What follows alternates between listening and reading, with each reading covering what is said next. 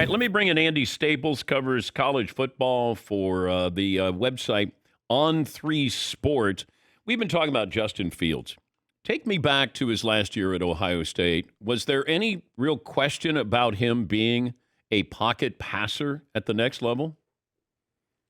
There were always those questions because the late Dwayne Haskins had some of the same issues coming out of a similar offense. And but you saw Justin, it was more about reading the defense and about what he was asked to do in that offense. And I think that's been sort of the complaint about Ohio State quarterbacks under Ryan Day. Joe Burrow was there, but then left to go to LSU, was running a different offense at LSU. I think that's going to be the question until one of them kind of breaks out and becomes a success in the NFL is, are they not asked to do the things that they need to do? And the other just obvious thing with Ohio State quarterbacks, their receivers are so much better than everyone else. There's a different kind of open at Ohio State than somewhere else. Like, I'll give you an example. Brock Purdy's receivers at Iowa State weren't nearly as open as Justin Fields receivers so Brock Purdy had to learn to fit it in there. Justin Fields, for the most part, had somebody wide open. But there's been that knock on Alabama quarterbacks for years that, hey, anybody can quarterback at Alabama. You have all those great receivers, but we are getting good quarterbacks coming out of there. Well, at least we had. What happened with Alabama with this year with these quarterbacks?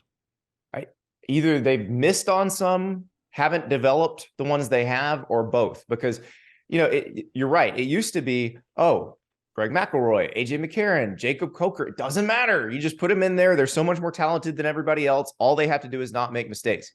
But as other teams got as talented as Alabama, and you had to deal with the Clemsons and all that, you did have to have a more talented quarterback.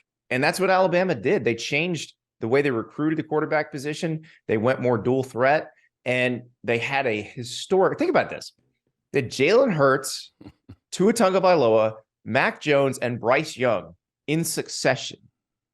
There's not going to be a team in college in 20 years that has that kind of run.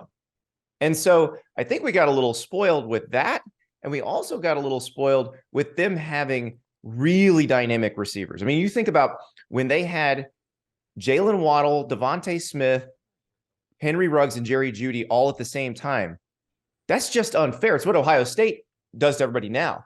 But it's also not possible to do year after year after year after year. It was a year ago where Nick Saban kind of complained about NIL. And he was talking to his boosters. He's basically saying, look, we gotta outspend Texas A&M. A&M hasn't cashed in on this, but Alabama... Like, what's going on here?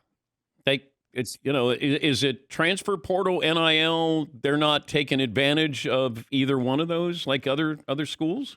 No, I don't think it's that, because when they've needed to get somebody out of the transfer portal, like Jamison Williams a couple of years ago, they did. Okay. And so they've been able to spot recruit out of the portal.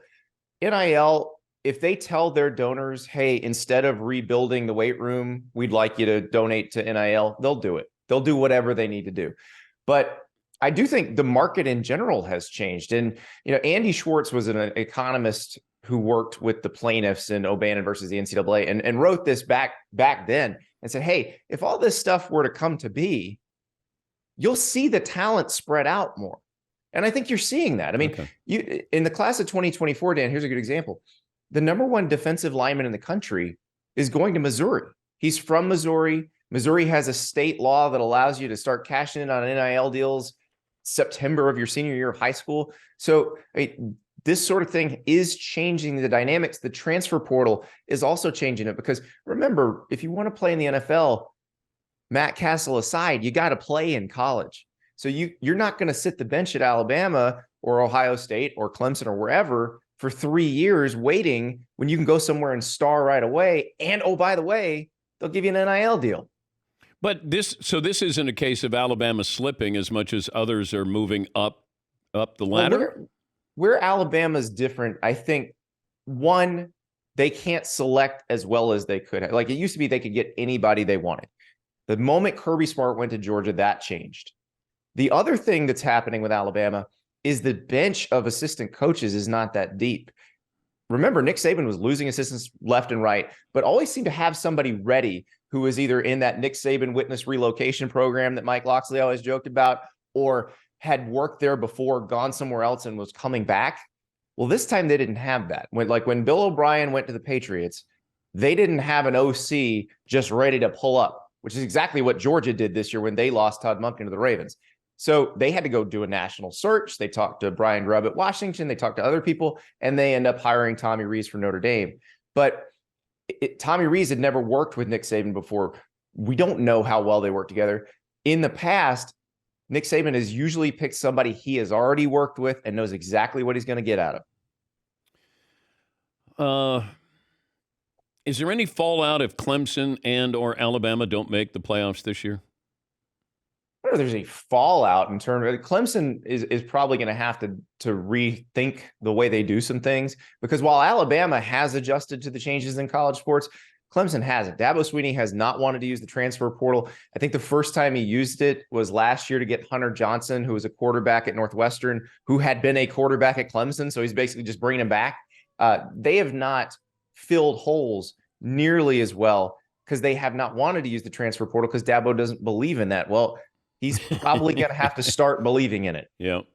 We're talking to Andy Staples. He covers college football at On 3 Sports.